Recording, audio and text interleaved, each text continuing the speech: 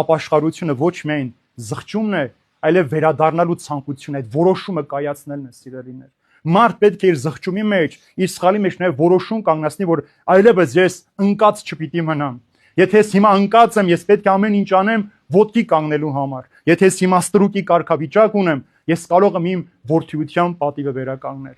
Տեսեք ինչ անում հայրը։ Երբ որ որևէ մեղավոր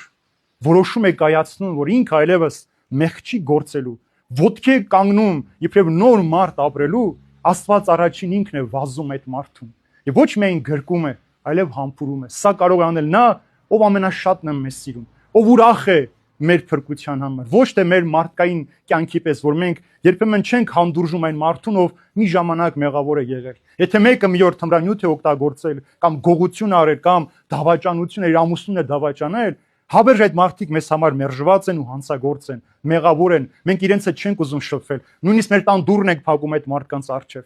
Բայց հայրը այդ ապաշխարության դուռը միշտ բաց է պահում։ Երբ որ դու դարձ ես ունենում, Աստված նորից քեզ իր որդեգրությունն է տալիս։ Դու նորից դառնում ես ոչ թե ծառա, այլ որդի, եւ ամեն իրավունքներով, ուրեմն պետք է արդարությունդ վերականգնես, որդիությունդ վերականգնես եւ ավետարանի ճամփով քայլես դեպի հավիտենական կյանք։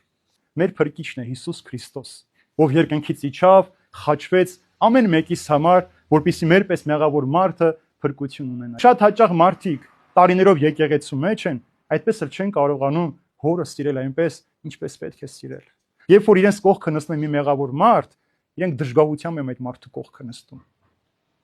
Որովհետև մտածում են իրենց բաժին հաղորդությունը, փրկությունը նրան էլ գնաց։